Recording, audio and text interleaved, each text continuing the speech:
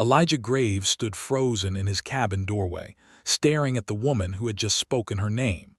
The words hung in the cold air between them like smoke from a dying fire. Seraphina Ashworth. The surname struck him like a physical blow. Behind him, 8-year-old Marcus clutched his younger sister Lily's hand.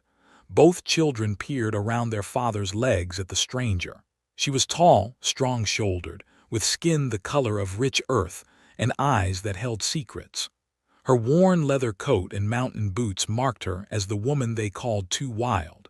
The winter of 1883 had been merciless to the territory around Dustswell. Snow buried the small frontier town for weeks at a time. Elijah's homestead sat 3 miles out, where the wind cut through every crack in the cabin walls, where Grace's grave lay beneath a blanket of white. 2 years had passed since fever took his wife. 2 years of watching his children grow feral without a mother's touch. Marcus had blackened another boy's eye just last week. Lily hadn't spoken to anyone outside the family since the funeral. The farm was failing. The livestock grew thin. The townspeople whispered that the Graves family carried a curse. Elijah had swallowed his pride and approached old Henrik at the general store, asked about hiring help for the winter. The Norwegian had laughed until his belly shook. "You want the mountain woman. Good luck taming that one." Everyone knew Seraphina Jones. She lived alone in a cabin high up where the pines grew thick, came to town twice a month for supplies and nothing else, turned down every marriage proposal with the same cold stare. The women said she practiced witchcraft. The men said she was too wild to break, but winter was coming down hard from the peaks. Even she couldn't survive alone in that thin air when the real cold hit. Henrik had made the arrangements, food and shelter through spring thaw. In exchange, help with the children and the farm work. A business transaction between 2 people the town had given up on. Now she stood on his threshold. Seraphina Ashworth. The name thundered through his memory. Grace whispering stories in the dark. The plantation where she was born.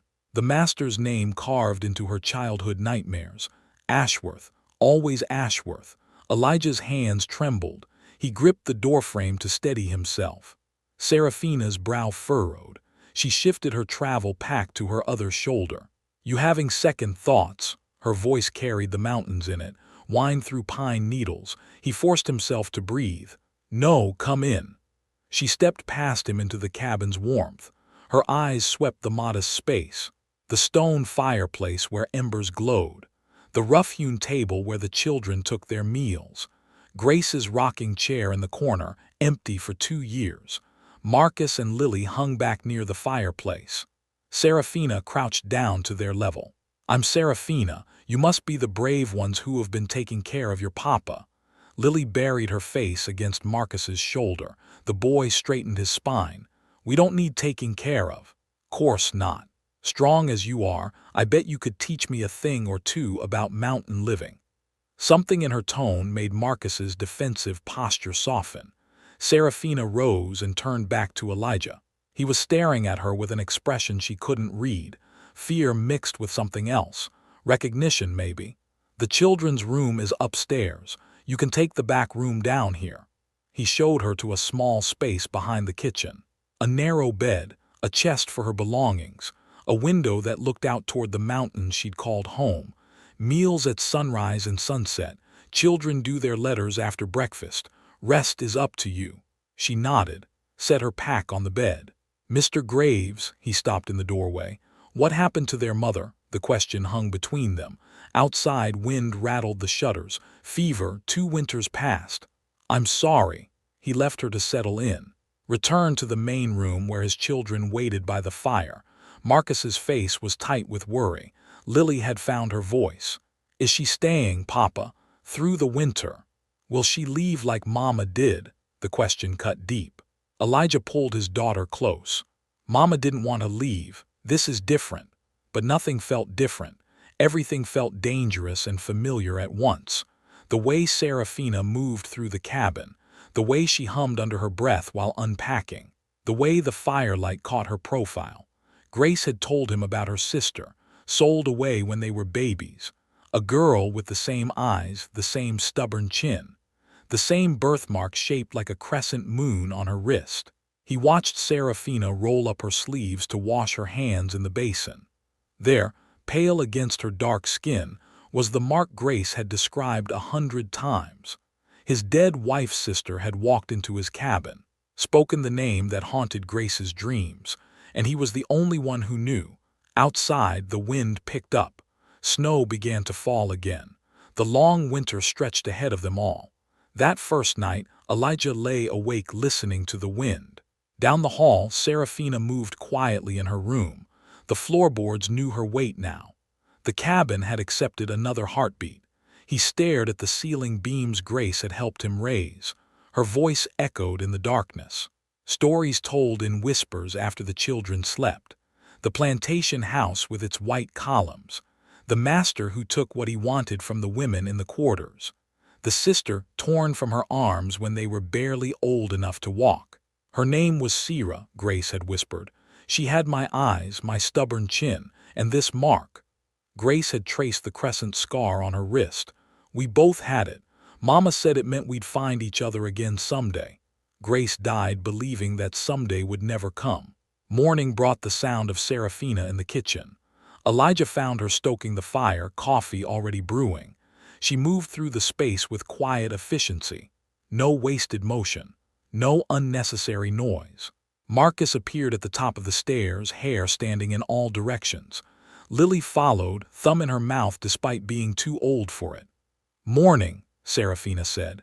She poured coffee for Elijah, milk for the children. "Eggs are cooking." The children ate in silence, watched her from the corners of their eyes. She ignored their stares and tended the stove. After breakfast, she followed Elijah to the barn.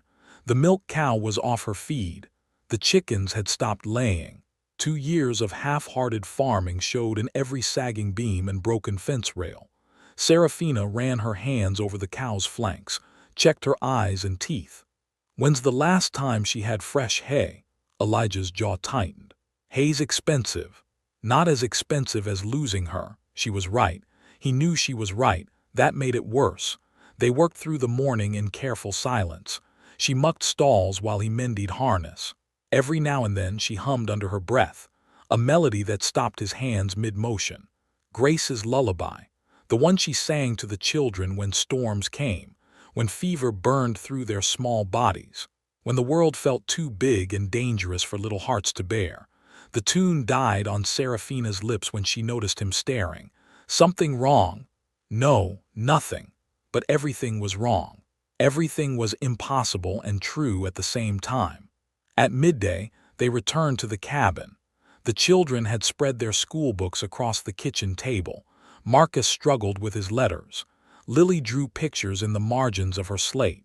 Serafina sat beside them, showed Marcus how to hold his pencil steady, praised Lily's careful drawings of horses and birds. "You have an artist's eye," she told the girl. Lily beamed. The first real smile Elijah had seen from her in months. That evening, after the children were in bed, Serafina found Elijah on the front porch. He sat in the cold, smoking his pipe and staring at the mountains. "Beautiful country," she said. "Harsh country." She settled into the chair beside him, Grace's chair. The wood creaked under her weight. "Your wife, what was she like?" The question hung in the freezing air. Elijah took a long draw from his pipe. "Strong, stronger than she looked, came from nothing and built something good here. She from these parts." His hand tightened on the pipe stem. "South, long way south." Serafina nodded, gazed out at the star-scattered sky. "I came from the south too, don't remember much about it. The folks who raised me found me wandering the mountain roads when I was barely walking, half-starved, speaking words they didn't recognize." Elijah's chest constricted. Grace had told him the same story from the other side. How her sister was loaded into a wagon and driven away. How the little girl had fought and screamed until her voice gave out. "You ever wonder about your real family?" "Every day." Her voice carried old pain. "Had a sister once, or thought I did, dreams maybe, a little girl who looked just like me. We used to sing together." She began to hum again. The same melody that had haunted Grace's dreams. that she'd pass to her children in moments of tenderness. Elijah stood abruptly. The chair scraped against the porch boards. Getting late. He left her sitting in the darkness, fled to his room and closed the door, leaned against it like something was chasing him. In the dresser drawer beneath his spare shirts lay Grace's Bible, her diary tucked inside its pages.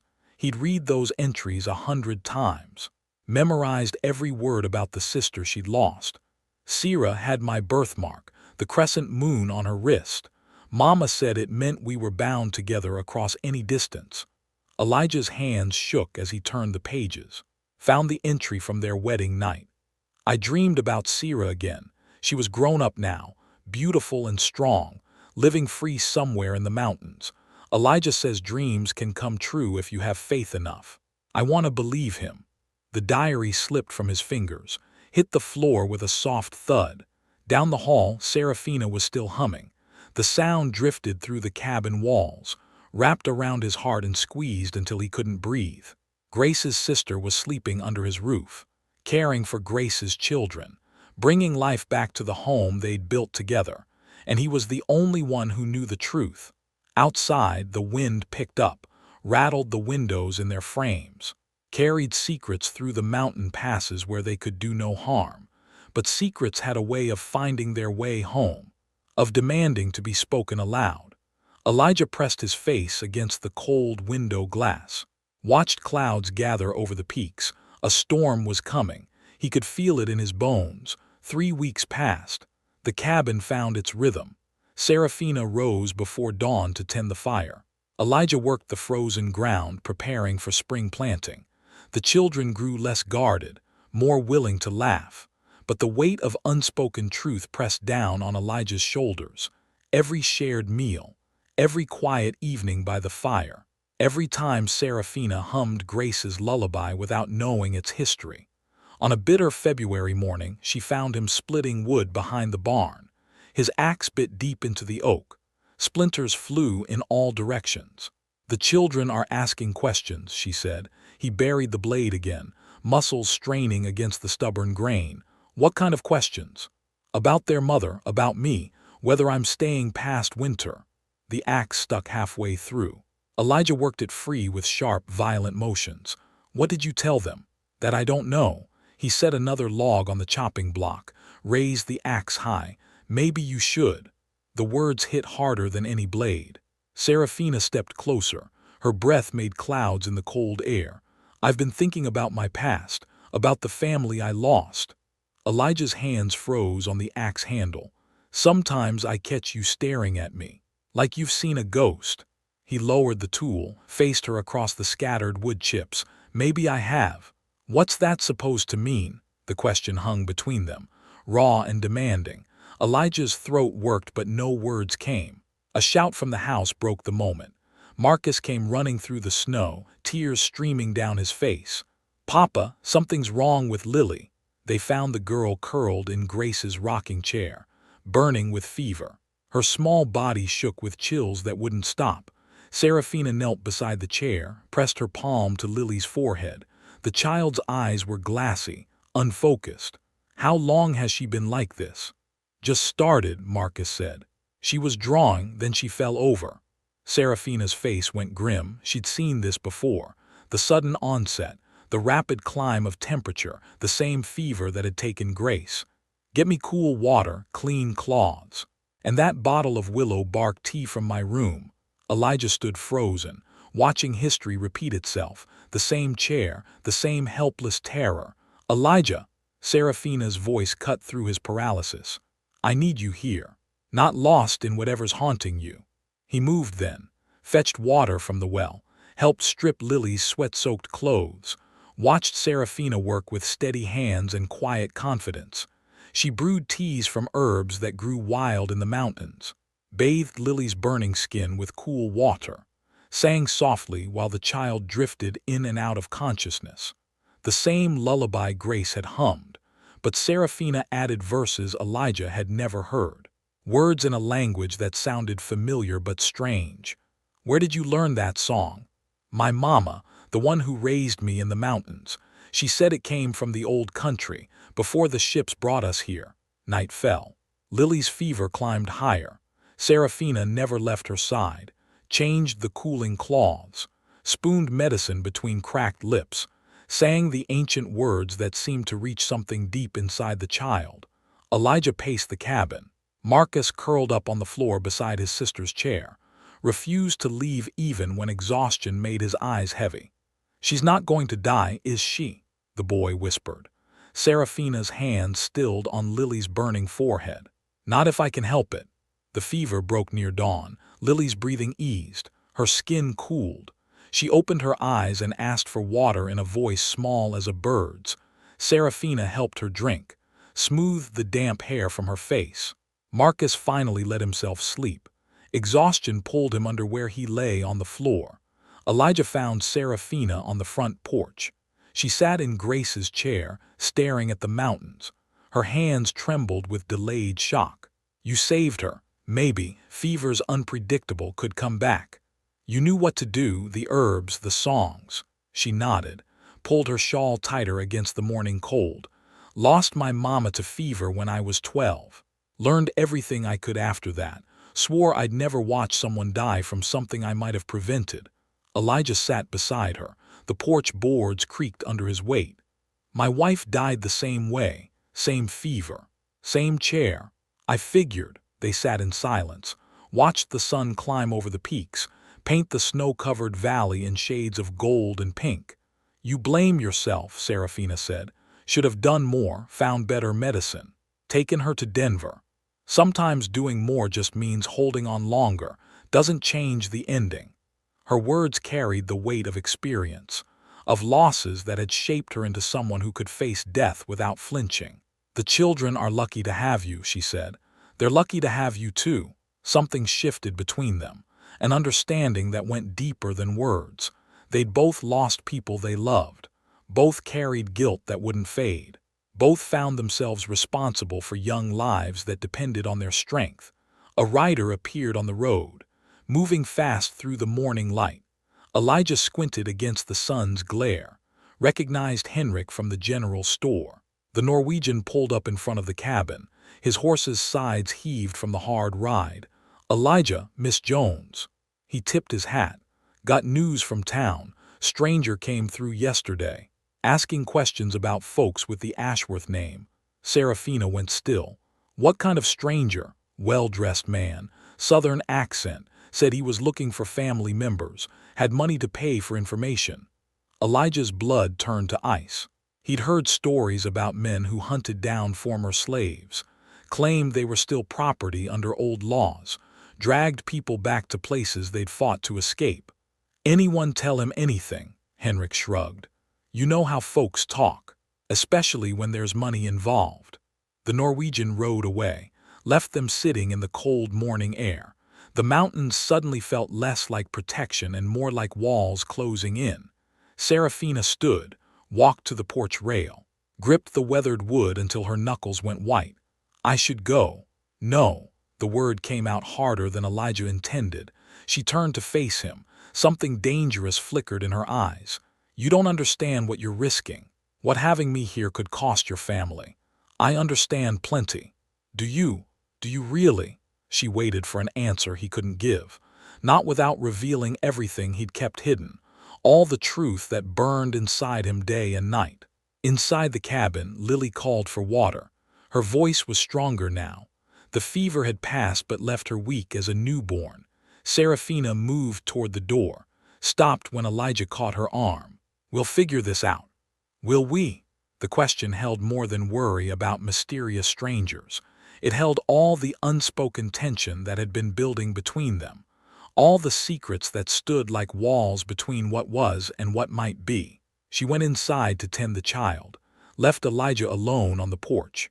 The mountains stood silent around him, keeping their own secrets, offering no answers to the storm that was coming. The stranger's presence hung over the valley like smoke from a wildfire. Elijah caught himself watching the road, scanning the tree line. Every shadow could hide danger, every hoofbeat could bring ruin. Serafina felt it too. The way she moved through the cabin had changed. Quick glances toward the windows, hand lingering near the knife she kept at her belt, a wildness returning to her eyes. 3 days passed without word from town. Lily grew stronger.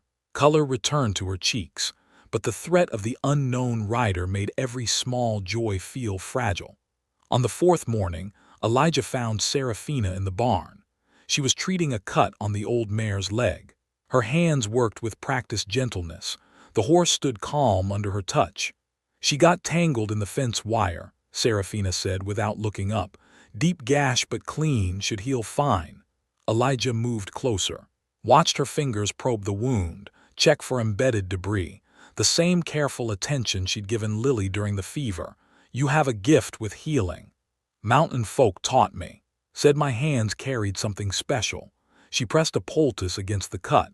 The mare nickered softly, pressed her nose against Serafina's shoulder. "Animals trust you. Animals don't lie. Don't pretend to be something they're not." The words carried weight, an accusation wrapped in observation. Elijah felt heat rise in his chest. People lie for lots of reasons. Name one good one. He could have said protection, could have said love, could have said sometimes the truth does more harm than silence. Instead, he said nothing. Serafina straightened, wiped her hands on a rag. When she turned to face him, something had shifted in her expression. "I know you've been asking questions about me." The words hit like a physical blow. Elijah's jaw tightened. "Who told you that?" "Henrik's wife mentioned it to Martha Wells. Martha told her sister. Small towns have big mouths." She stepped closer, close enough that he could see gold flecks in her dark eyes. "What did you want to know that you couldn't ask me directly?" The barn felt smaller suddenly, the air thicker. Elijah's hands clenched at his sides. "Maybe I wanted to make sure you were safe to have around my children." "And what did you find out?" "Nothing that concerned me, but something that interested you."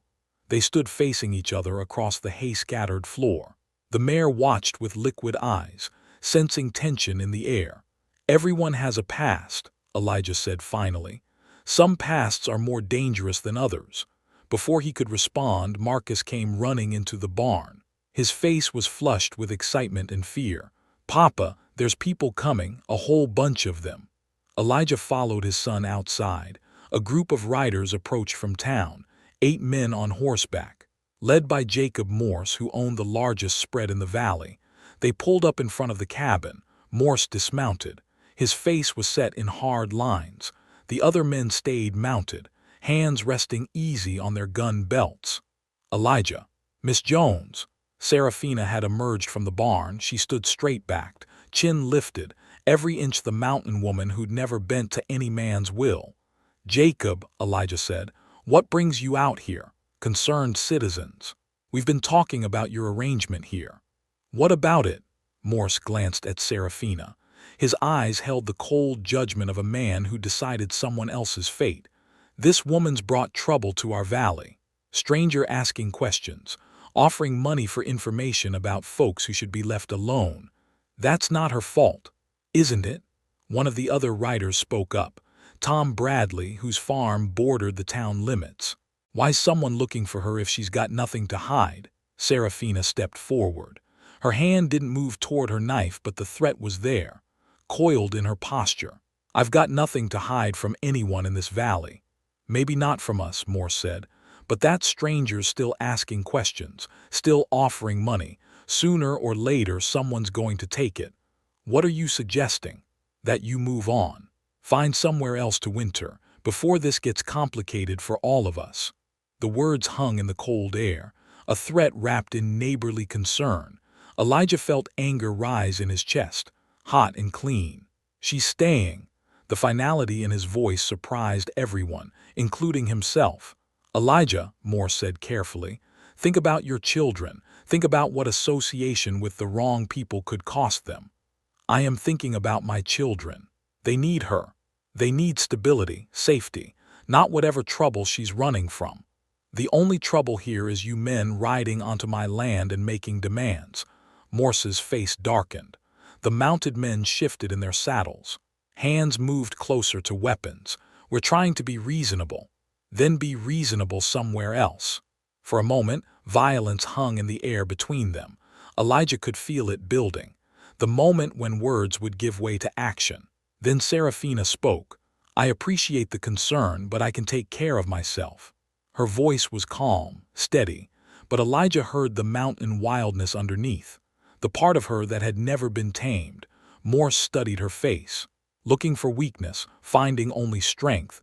Strangers still out there, still asking questions. Let him ask, and if he finds what he's looking for, then he finds it. The simplicity of her answer seemed to unsettle the men. They'd expected fear, pleading, some sign that their threats had found their mark. Instead, they found a woman who'd faced worse things than small-town bullies, who'd survived by being stronger than whatever tried to break her. Morse remounted his horse. The others followed his lead. "Your choice, Elijah, but choices have consequences." They rode away, left dust hanging in the air and tension crackling between the three adults who remained. Marcus and Lily emerged from where they'd been hiding behind the cabin. Both children looked scared, old enough to understand danger even if they couldn't name it. "Are they coming back?" Lily whispered. Elijah knelt beside his daughter, smoothed her hair with gentle hands. "I won't let anyone hurt you, either of you." But even as he said the words, he wondered if he could keep that promise. The valley was changing, lines were being drawn, and he'd just chosen a side that put his family at risk. Seraphina was watching him, something new in her expression, gratitude mixed with confusion, as if she couldn't understand why he'd defended her. "You didn't have to do that." "Yes, I did." "Why?" The question demanded an answer he couldn't give, not without revealing everything, all the truth that connected them across years and miles and loss. "Because it was right." She nodded slowly, but her eyes said she knew there was more, that whatever he was hiding ran deeper than simple decency. That night, after the children were asleep, she came to him again, found him on the porch staring at the mountains. "The stranger. If he finds me, it could mean trouble for your family. Then we'll deal with it." "We," the word hung between them, heavy with implications, with promises neither of them had spoken aloud. "You're part of this family now, whether you meant to be or not." She was quiet for a long time. When she finally spoke, her voice was soft as falling snow. "I've never been part of anything before, don't know if I know how." "Neither do I. Guess we'll figure it out together." The mountains kept their silence, held their secrets close, but something had shifted between the two people on the porch, a bond forged in shared danger, in the choice to stand together against whatever was coming. The mysterious rider arrived on a Tuesday morning when the sky hung low and gray. Elijah saw him first, a lone figure on horseback, moving with the careful pace of someone who'd traveled far and had important business to conduct. The man was well-dressed, black coat and polished boots, hat tilted at an angle that spoke of eastern cities and comfortable money. His horse was quality stock, fed and groomed and cared for by someone who understood value. Elijah set down his axe, called toward the cabin, "Seraphina, company coming." She appeared in the doorway, took one look at the approaching rider and went very still. The mountain wildness crept back into her posture, ready to run or fight depending on what the next few minutes brought. The rider pulled up 20 feet from the porch, close enough to talk, far enough to avoid seeming threatening. His eyes moved over the modest homestead, the patched roof, the children's faces peering from behind their father. "Good morning. I'm looking for Miss Seraphina Ashworth." His voice carried the soft drawl of Georgia or Alabama, places where Spanish moss hung from ancient oaks and the past clung to everything with stubborn fingers. Seraphina stepped onto the porch, chin lifted, shoulders straight. "I'm Seraphina Jones. Jones by choice perhaps, but Ashworth by birth." The words hit the air between them with the weight of revelation. Elijah felt his world tilt sideways. Everything he'd suspected but never dared hope was true. The stranger dismounted, removed his hat with old-world courtesy. "Thomas Ashworth III. I believe we share a father." Seraphina's face went pale. She gripped the porch rail for support. "That's impossible." "I'm afraid it's quite possible and quite true." Thomas reached into his coat, pulled out a leather portfolio thick with documents. I've been searching for you for 3 years, ever since Father's death. He left instructions, provisions for all his children, even those born in the quarters. The words fell like stones into still water, ripples of meaning spreading outward, touching everything, changing everything. Your father owned slaves, Serafina said. Her voice carried ice and fire in equal measure. He did, to his great shame in later years. He spent his final decade trying to make amends. Thomas opened the portfolio, showed her official papers, legal documents bearing seals and signatures. There were 3 children born to women in the quarters. I've found 2 of them. You're the 3rd. Serafina's hands shook as she looked at the papers, her name written in careful script, dates that matched her fragmented memories, evidence of a past she'd tried to forget. One of the others, Thomas continued, a girl named Grace. I found records of her sale to a plantation in Mississippi.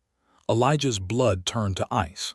Grace's name spoken aloud by this stranger who held pieces of her history in his manicured hands. What happened to her? Serafina whispered. Thomas's face grew somber. She died 2 years ago, fever, according to the records. She'd gained her freedom after the war, married a Buffalo soldier named Elijah Graves. The world stopped turning. Serafina turned to stare at Elijah with eyes wide as mountain lakes. Your wife. Her voice was barely audible. Your wife was my sister. Elijah opened his mouth, but no words came. The truth he'd carried alone for months hung naked in the cold air. You knew. Accusation crept into her tone. You knew and you said nothing. I suspected. I wasn't certain. Weren't you? She stepped off the porch, moved toward him with predator grace. The children shrank back against the cabin wall. The way you stared, the questions you asked, the look on your face when I told you my name. Serafina, don't say anything. Thomas cleared his throat. The sound broke through their confrontation. If I may interrupt, there are practical matters to discuss. Serafina whirled to face him. Tears streaked her cheeks, but her voice was steady. What kind of practical matters? Your inheritance. Father left each of his children a substantial sum, enough to live comfortably anywhere you choose. He handed her another document, legal papers that transformed her from a mountain woman scraping by into someone with options, with choices. There's also a house in Charleston, property in Virginia. You could live anywhere, do anything. The offer hung in the air between them, freedom from the harsh mountain winters, from the suspicious townspeople, from the man who'd lied to her for months. And if I refuse, the money remains in trust, the properties will be sold, your portion donated to charity as you see fit. Thomas tucked the papers back into his portfolio. I don't need an answer today. Take time to consider. He mounted his horse, settled his hat at the proper angle.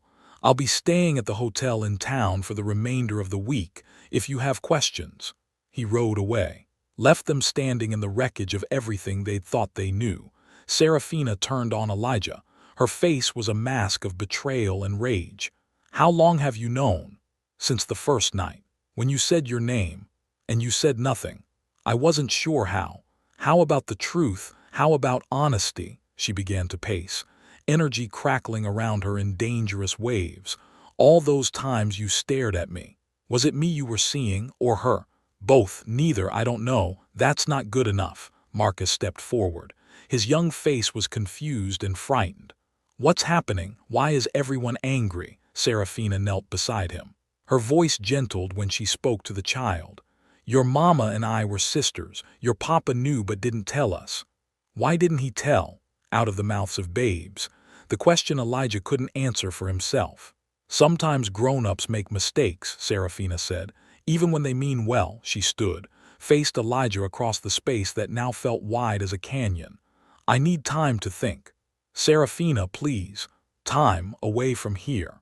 Away from you. She went into the cabin, emerged with her travel pack and winter coat, the same one she'd carried when she first arrived. Where will you go? The mountains, where I can think clearly. It's not safe. That stranger might not be the only one looking for you. I'll take my chances. She started toward the tree line, stopped when Lily called after her. Are you coming back? The question hung in the cold air. Serafina looked back at the three faces watching her, the children who'd become her family, the man who'd betrayed her trust. I don't know. She disappeared into the pine forest, left Elijah alone with his children and the weight of truth finally spoken. The mountains swallowed her up, kept her as they'd always kept their own. That night, Lily crawled into her father's bed, pressed her small face against his chest. Is Serafina going to leave forever, like Mama did? Elijah held his daughter close, breathed in the scent of her hair, sweet and innocent and trusting despite everything. I don't know, baby. I hope not. Did you really lie to her? The question cut deep, delivered with a child's brutal honesty. I kept a secret I should have shared. Are you going to tell her you're sorry if she gives me the chance? But the mountains kept their silence, gave no sign whether Serafina would ever come back, whether forgiveness was possible when trust had been broken so completely. Elijah lay awake listening to the wind, wondering if love could survive the weight of hidden truths, if some secrets were too heavy for any relationship to bear. Outside, snow began to fall, covering tracks, hiding trails, making the world clean and white and new, but some stains went too deep for snow to cover. Some wounds needed more than time to heal. 3 days passed without word from Serafina. The cabin felt hollow. Food tasted flat. The children moved through their routines with quiet sadness. On the 4th morning, Elijah found her sitting on Grace's grave. Snow dusted her shoulders. Her breath made clouds in the cold air. She'd been there for hours. I've been thinking about forgiveness, she said without looking up. Whether some betrayals can be mended. Elijah approached slowly, stopped a respectful distance away. And what did you decide? That my sister would have understood why you kept the secret. She traced Grace's name carved into the wooden marker. Her fingers lingered on each letter. She always protected people she loved, even when it cost her. I should have told you. Yes, you should have.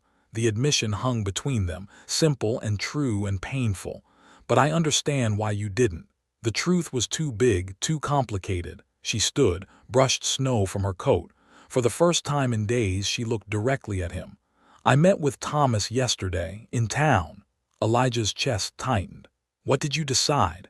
That I don't want his money, don't want his guilt offerings. Relief flooded through him, followed immediately by guilt at feeling relieved. But I do want one thing from him. What? Stories about Grace. Everything he learned about her life before you, before freedom. She walked toward the cabin. Elijah fell into step beside her. I'm going to ask him to use my inheritance differently, help other families like ours. People caught between worlds. They reached the porch. The children's faces appeared in the window, hope and uncertainty warring in their expressions. Are you staying? Elijah asked. That depends. On what? On whether you can love me for who I am, not because I remind you of her. The question cut to the heart of everything, all the confusion and guilt and growing affection that had tangled around his heart. I fell in love with Grace because she was brave, stubborn, fiercely protective of the people she cared about. He faced her on the porch where they'd shared so many conversations. I'm falling in love with you for the same reasons. Not because you're her sister, because you're you. She studied his face, looking for lies, finding only truth spoken with quiet intensity. The children need stability, not another person who might leave. Then don't leave. I won't. If you promise me something, anything. No more secrets, even the painful ones, even the truths that might hurt. I promise, she nodded, some tension leaving her shoulders. Then let's go inside. Before the children break the window with their noses pressed against it. They entered the cabin together. Marcus and Lily rushed to embrace Serafina. Their relief was pure and uncomplicated, the way children loved when they felt safe. Are you our new mama now? Lily asked.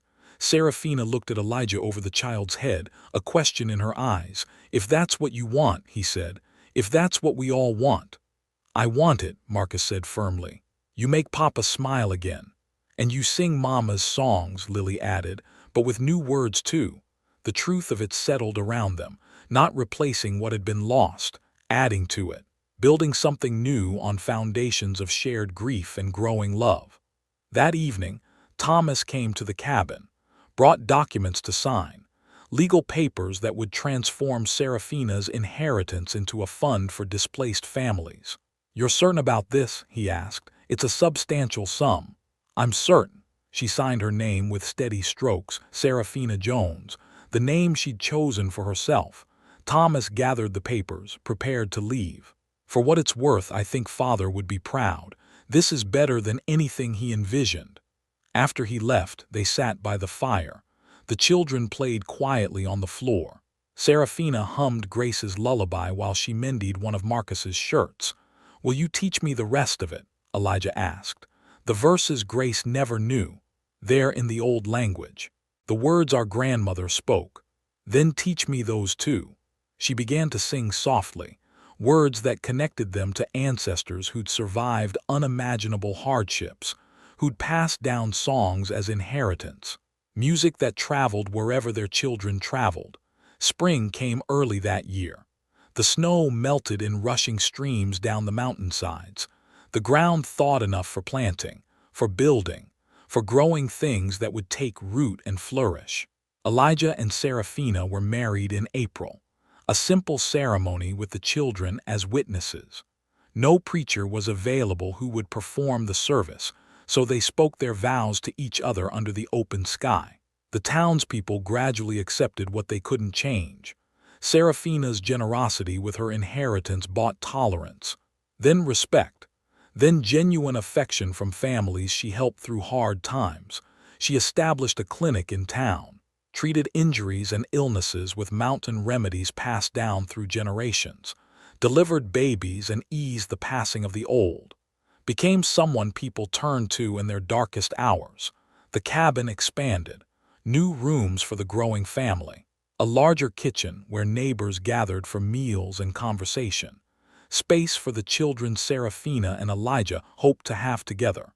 They created a small shrine for Grace in the garden, a place where her memory lived alongside growing things, where the children could talk to their first mother while their second mother tended vegetables and flowers. Marcus grew tall and strong, learned to track animals and read weather signs, inherited his father's quiet strength and his mother's stubbornness. Both of them, the one who bore him and the one who raised him, Lily became an artist, drew pictures of their life that captured joy and sorrow in equal measure. Her favorite subjects were the 3 graves on the hill, Grace's marker flanked by the mountain folk who'd raised Serafina, family connected across time and space and love. On quiet evenings, Serafina would sit in Grace's rocking chair, sing the old songs to whoever needed hearing them, children with scraped knees, adults with broken hearts, anyone who understood that some music carried medicine in its melodies. The mountains held them all, kept their secrets and their joys, witnessed the transformation of strangers into family, of suspicion into acceptance, of loss into love that honored what came before while building something entirely new. Years passed. The children grew. The community prospered. The woman they'd once called too wild became the heart that held everything together. And in the garden, where Grace's marker stood among the growing things, wildflowers bloomed every spring, planted by no human hand, nurtured by rain and sun and the enduring power of love that transcends death itself. The story lived on in the songs Serafina taught, in the children she delivered, in the families she helped build from the broken pieces of other lives. A legacy written not in legal documents but in acts of daily kindness, in the choice to create home wherever love was brave enough to take root. And that is all to the story for now. Please let me know where you are tuning in from. Perhaps we will create a story there. Consider liking this video and subscribing to our channel, and if you enjoy our content, click this video on your screen. I promise you it's worth watching. See you tomorrow.